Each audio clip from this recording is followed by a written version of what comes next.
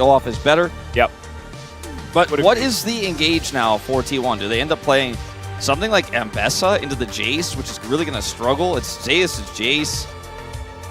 I think you can also just grab Skarner and then drive him into the enemy team, and that can kind of be your engage. That's a good point, and it is very tanky into this comp, so if you go for the Cassante, you've already got that frontline pseudo-engage, and then the Skarner does feel like a really nice follow-up.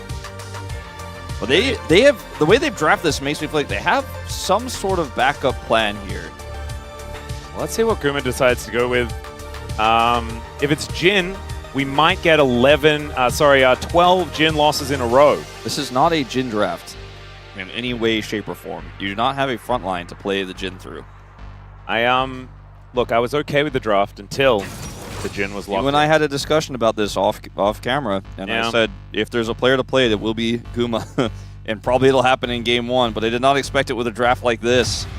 As let's see what Delight wants to play. They need some sort of engage. They have no Nos. Is he going to play Leona? He's going to play Alistar.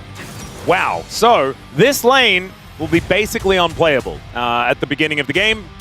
We'll see how much FaZe and Carrier can push it forward. Obviously, Jhin can farm relatively safely, but this is called Let's Hope Topside wins. Does he seem so unhappy about what he's about to do? Well, why does he seem so happy about what he's about to do?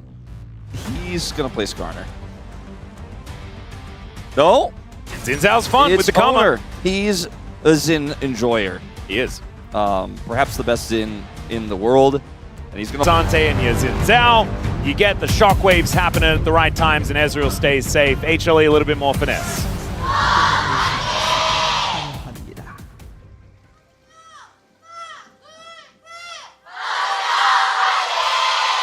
All right, here we are, ladies and gentlemen. Onto the rift for game number 1. T1 versus HLE, the battle for second place. You get out of playing a full series by winning this one. It's actually kind of crazy what's on the line here for both of these teams. Not to mention, if there's a meta shift, you have all that extra time to study it, get more information about your opponents. There's so many reasons why it's important.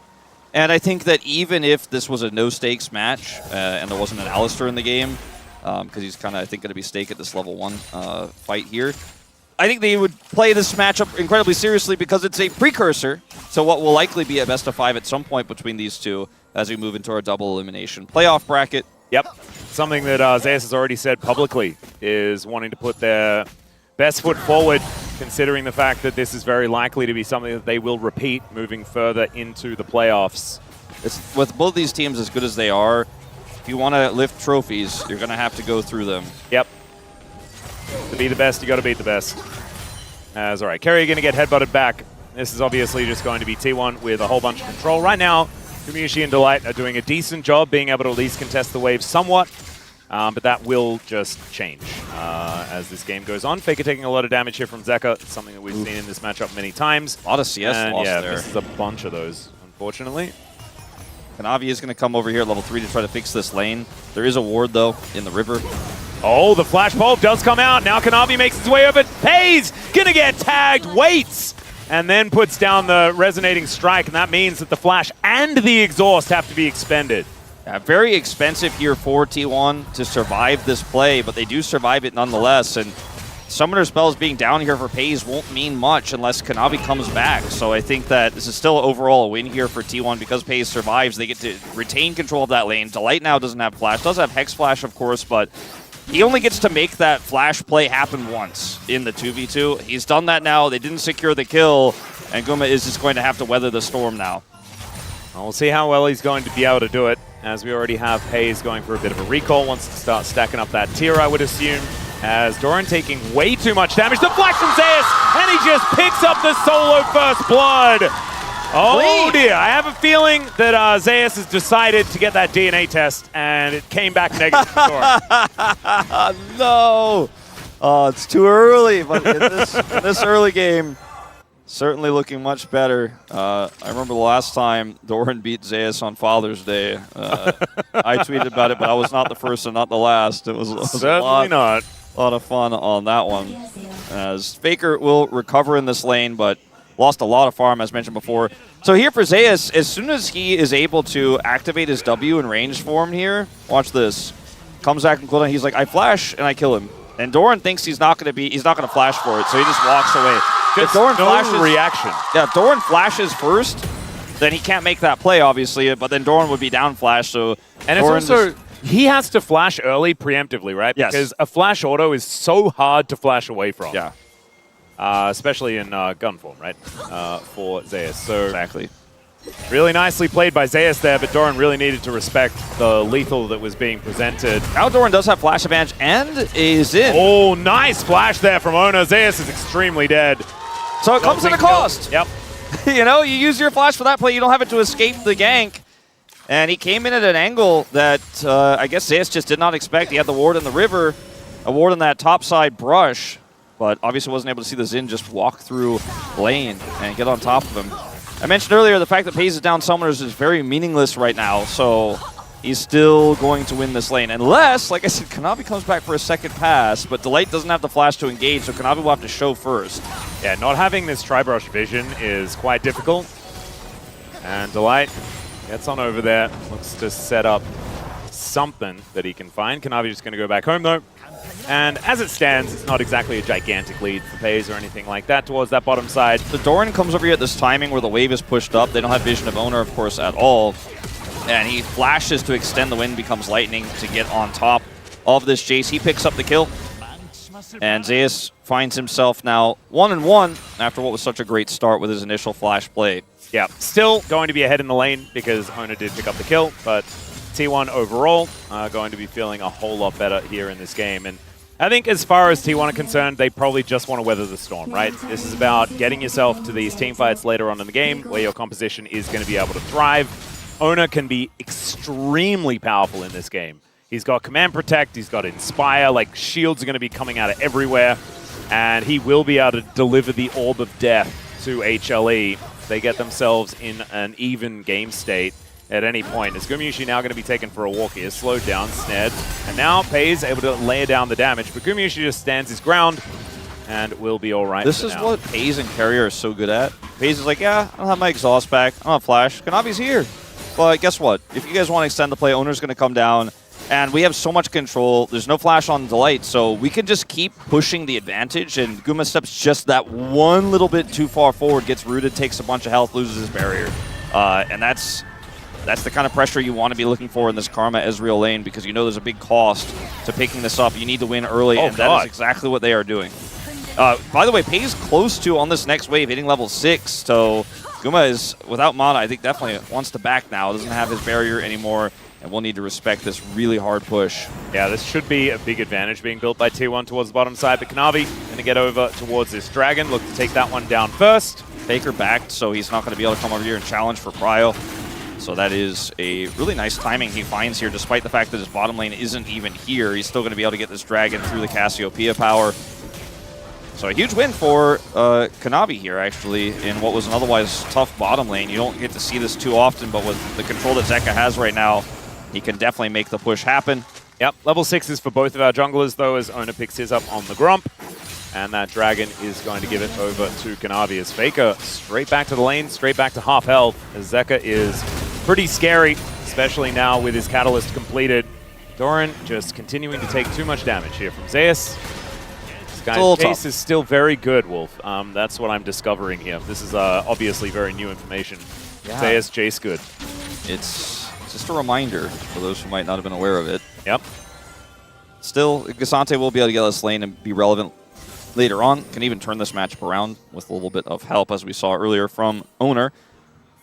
Speaking of Owner, he is going to come over here. Guma still has Flash, but does not have an Alistar. The Alistar was very far up trying to make a play onto Faker to get his Flash. So Guma, see if he can outplay this without barrier. Kanavi is coming over. They're going to see him, and I think they're going to nope out of this whole exchange. They're going to get the TP, though. Yeah, Delight just going to teleport back with his Unsealed Spellbook. And so that should mean that Gumayusi is out of the woods for the moment. Zeka not going to have vision here in this brush. Faker still just getting poisoned. That was really scary. If Faker was thinking he was going to Shock Blast defensive or Shockwave defensively, there could have been flashed by Zeka. He's got Ghost. Guma's in trouble. Yeah, True Shot Barrage doing a lot of work here as Delight only level 5, so he is definitely a target. And Owner is like, all right, guys, if you're going to be doing that much work, I'm going to come back. Well, that's the other thing is this traps Delight in this lane. When Delight roamed, they were like, you got to come back down here. He had to TP back over. They need his help. Oh dear, Pathmaker does come out once again. The all-out here from Doran, looking to try and rip Zeus apart. The flash and the return solo kill. Never mind. We're going to need to see that paperwork again. Just like I said before, you know, this matchup can turn. If you make a mistake, you will get punished. And that is exactly what Doran looked for there. Had the follow flash. Almost was able to take Zeus out without it. Zeus flashed at the last possible second, forcing him to react. Now, Kanavi still does end up getting all 3 grubs, so that's pretty huge for the side of HLE. They don't have a crazy side lane composition or anything like that, but Doran's in the brush here, uses the ward to get some damage down, but then steps too far forward. When the Pathmaker comes through, he gets all outed. The damage here is just too much. Bit of disrespect here from Zeus.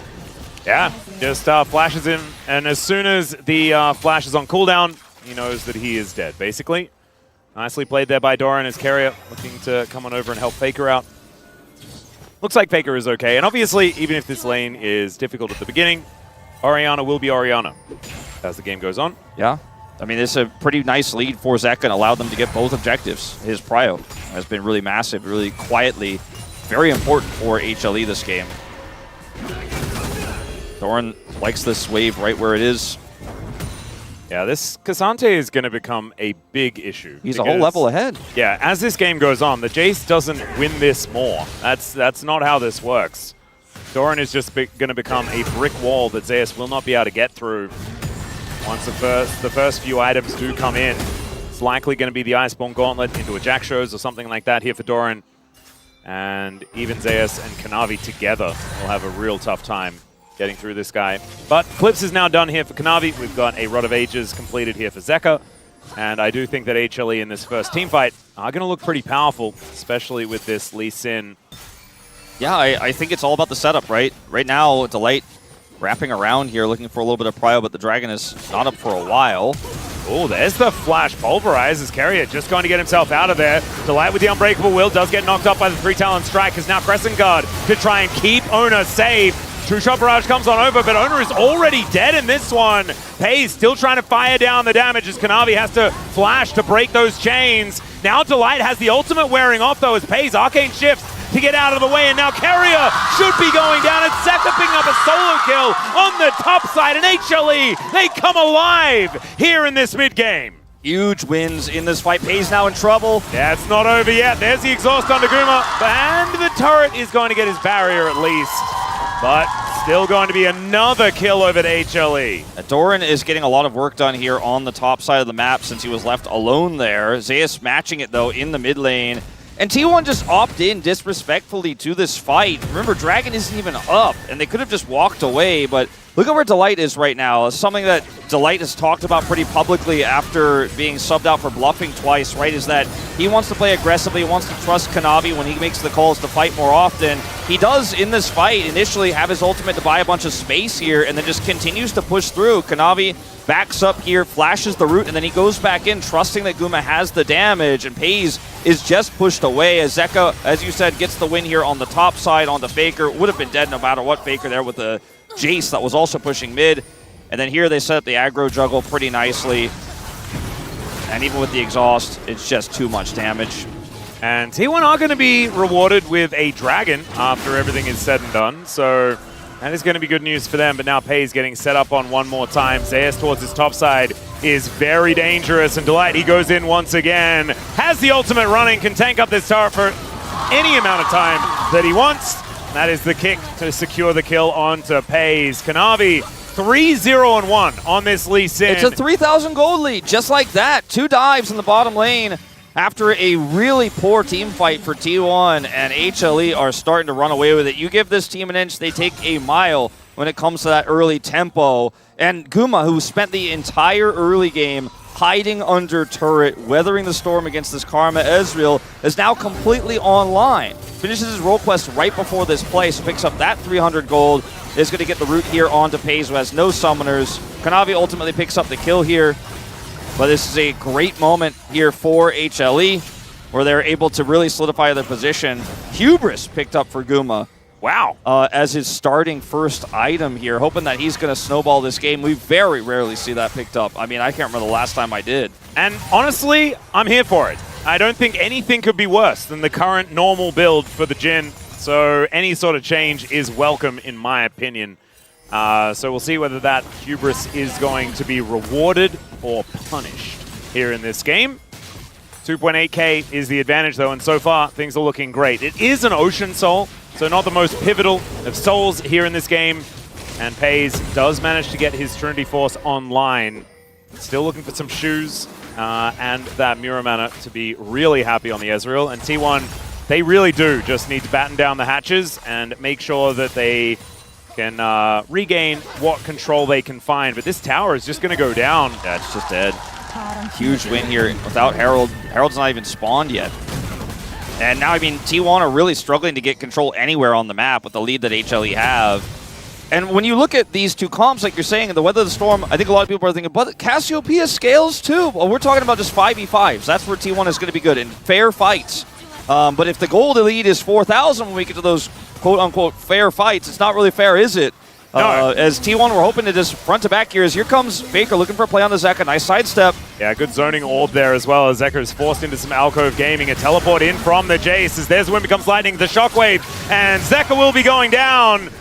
And even though Zeus did teleport in, it's not going to be enough in order to save their mid laner. So there is one back here for T1, but not too much more can be gleaned from this. Yeah, 3 ults committed to the play as well as a flash from Owner, so pretty expensive. Well, they're also able to get the TP from Zeus there right before this Rift Herald spawn, so now they have the numbers advantage here. Guma can make a large impact here even without joining the fight, though, and Doran is pretty low, so this is a fairly tough secure here for T1, but they do have a huge advantage. Yeah, 5 versus 4. You're not going to take that as HLE. So Shelly now going to be employed.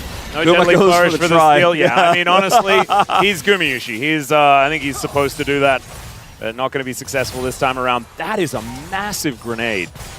My goodness. I heard it was dancing. That looks like it's doing something a little bit more dangerous. Stomping. Than dancing. Maybe.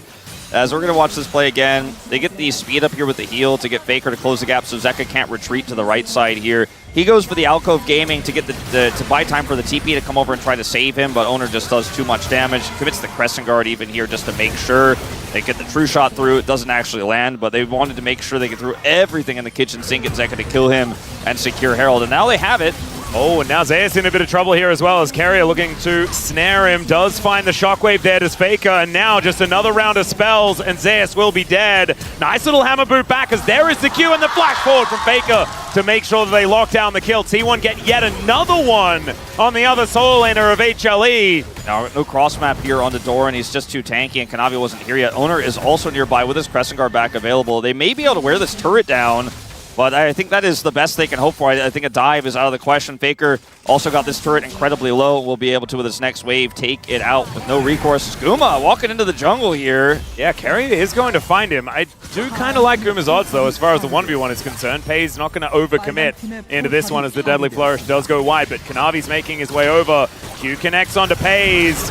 Let's see whether he can get himself out of here as the curtains do get called. Carrier and Pei so incredibly low. They line up behind Owner, though, and he is able to tank it up and keep them alive. I just love watching sequences of play like that where you can tell both Carrier and Guma, former teammates, look at each other and they're like, oh yeah, I win this. My teammates are coming. Yeah, they're both looking at each other saying, my new team is here. And everybody shows up, but ultimately HLE do win the bout. Nobody dies. But just both teams so quick to rotate over and save those who are in a pretty ambiguous fight there. Guma's ult is down now. FaZe gets his back up right before this dragon fight, so T1 in a somewhat advantageous position because of that. Kick also gone here for Kanavi, and they lose Prio. Yep, I feel like Owner just feels very strong right now. You can see he's playing well and truly on the front foot, has that level 2 on that Crescent Guard as well, and has it back up and available once again. Everyone with their ultimates, no kick though for HLE, and no curtain call for Gumayushi. Slight advantage here, you could say, for T1, even though they are still 2,000 gold behind, as Kanavi getting whittled down. True Shot Barrage flies through, and HLE, they do have some poke options, but T1 are winning the poke war right now. Delight and Kanavi both sitting at 50% health, as Shelly is going to get employed, and it's Doran that decides to drive her in. There's the Shockwave, connects onto Guma, Shelly knocks him up, and down goes the 80 carry. And can they actually get enough of a siege onto this turret, or can they just fall back and take double dragon? I think they're going to look for the second dragon of the game here, and Guma just unfortunately not able to flash on the play there. They were waiting. I mean, the whole time before they look for that shockwave play, they're just constantly moving the ball forward, so it's hard for HLE to close the gap. And without kick for Kanavi, there's no sort of flash or flank angle he can employ to try to get past the phalanx of this front line for T1. And this is the scaling. This was the sit back and wait for 5v5s we were talking about. If you get set up with Prio, then you could just poke your way to a victory. And Guma just walks way too far forward here. It doesn't make sense, frankly. He gets caught by the shockwave there. The wind becomes lightning. And then finally, after shockwave, the Herald, which crashes through him, and down he goes. And that's a free dragon for T1 in tow, their second of the game. And I think HLE, they really do need to hard commit way earlier than that, right? And start using all of this displacement that they have available to themselves. Headbutt, massive. They've even got the hammer on Zeus as well to move people around. They can get picks pretty comfortably utilizing that. The kick being available would obviously be a huge benefit to them, but I think HLE just need to be proactive with the way that they play. And we know that's exactly how this team wants to play things out, but we needed to see it a little bit more there, because otherwise, FaZe just throws Mystic shots, and there just doesn't seem to be much of a recourse. Honestly, I kind of feel like HLE, after that skirmish where Kanavi lost his kick and with the setup T1 had, they really just were up a creek without a paddle. There wasn't much they could do there, and they kind of tried to do it anyways slowly and lost a bunch of health, and then Guma dies as here's proactivity. All right. They do manage to at least snare the cow, but Kerry just puts his flash on cooldown without too much of a response. Zeka not going to be able to break that crystalline overgrowth. In goes HLE. Kanavi looking for a bit of an angle as they get on top of Ona. There's a good knock up onto the cow, but the unbreakable will is going to be there.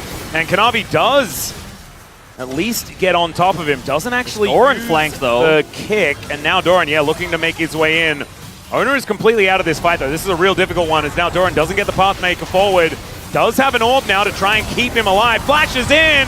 There's the shockwave. Just using it to deliver, and the Petrifying Gaze is fantastic, just not quite enough. Kanavi goes in though and kills 3 with a Tempest. My God!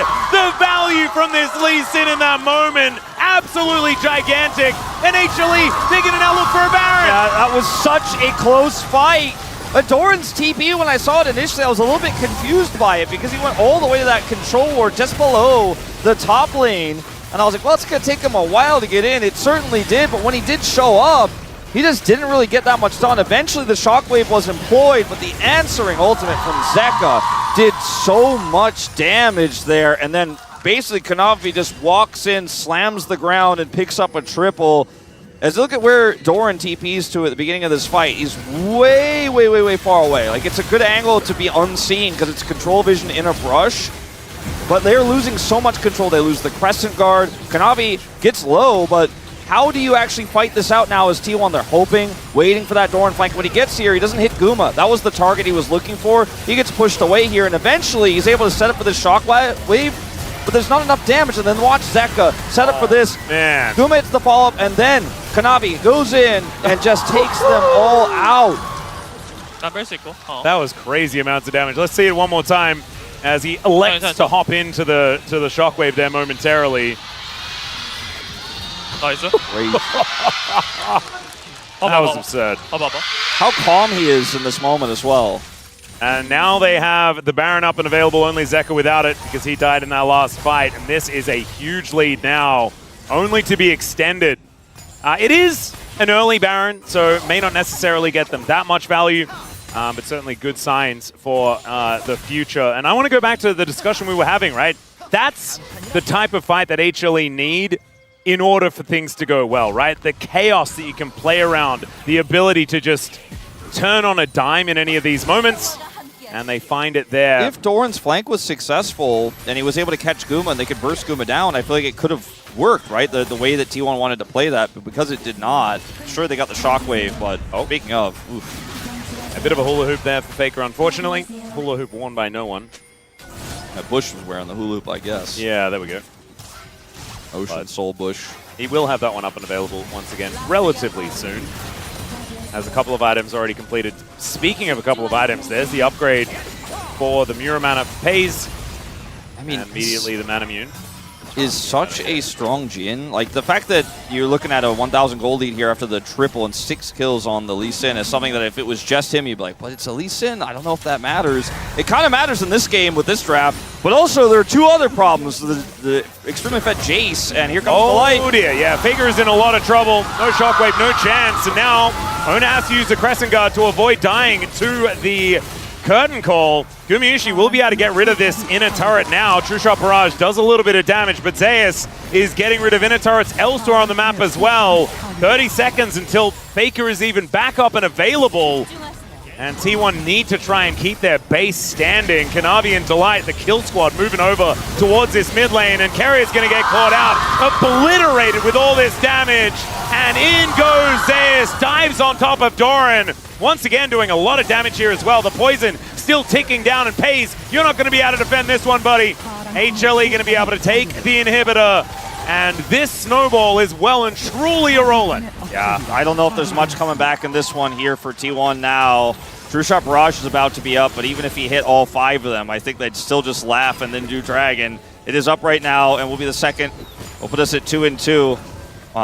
Moving past that fight. Looks like Kanavi backed early, grabs his GA, so he's not on this one just yet, so it won't go over instantly. But look at how much control they have. I mean, HLE want to end the game right now. They're almost able to.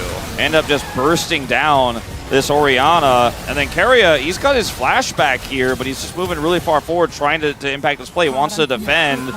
See, the True Shot Barrage is pretty weak, and he goes in on the Zeus. And watch the follow-up here. Gets rooted by Guma. That's it. Yep. Done. He has, there's nothing he can do there. He's super squishy. And T1 are really falling apart at the seams here.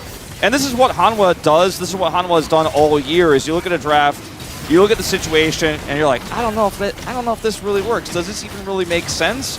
And HANWHA Life Esports just fight their way to make it make sense every time. They are the team that will scrap every time, will outplay you, run circles around you in those early team fights, pick up a huge lead, and say, who cares about your scaling? Who cares about your robust front line? Your Ezreal poke, it's not going to matter. We're just going to run you down. We're going to be so far ahead. It doesn't matter what we're playing. Yeah, and it looks fantastic when they do it as well. I'll tell you what, though, I'm very impressed by Gumayusi and Delight and how they played out the lane. Obviously, they got Kanavi to come down a couple of times, but this was one of these games where it could have just fallen apart very early if Pays and Keria kind of took over, and they've been known to do so. As Kanavi gets pulled back by a Shockwave, the kick to get Owner away, though. That is going to disengage the play. Pretty good trade here. Yeah, Delight's teleported in. As they got the flash out of Kanavi, they got the kick out just for the Orianna Shockwave. See if they can turn into a follow-up here, as the mid lane is starting to knock on the door here for T1, so there's a bit of a timer on how much they can actually try to be aggressive here. Yeah, 45 seconds until the Baron. That's why HLE are lurking around this area of the map.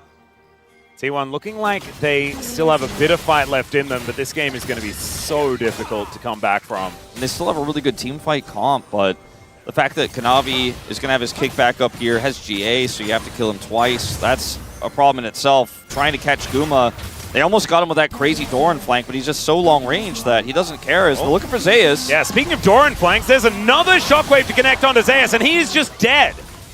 And Doran had made his way in, but wasn't even required in that play. And because he TP'd to try to escape and get shockwaved, he doesn't have TP to rejoin. So this Baron attempt here is just dead in the water now for HLE. They're not going to be able to start this one up. Oh dear, unless Faker is taken down.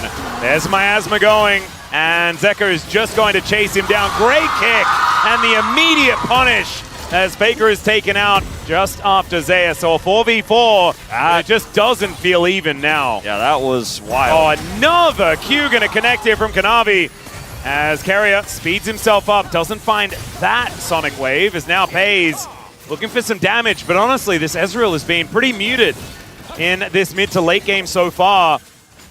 I mean, that's to be able to find more damage. Faker dying there, just took all the wind out of the sails. Flash ever hold from Delight. Crescent Guard is fantastic though to break this one up, but FaZe is still just dead. No options there at all, and Owner is just going to get turned into mincemeat. Doran trying to pick a target, but Zeker is just going to run circles around this Cassante. Zeus turns up, brings the hammer down, and I think, ladies and gentlemen, that was the end of the game. It is. In a sub-30-minute game, HLE are going to take a dominant Game 1 here There was a bit of a save on the play from Doran there, but Faker just walks into a jungle with no vision and gets blown up, and the game is completely over now. Yeah, Carrier taking a lot of damage. Gumiushi doesn't find the Deadly Flourish, but he will find the Nexus turrets, and he will save Jhin from a 12-in-a-row loss streak. It stops at 11, ladies and gentlemen, as HLE do take game.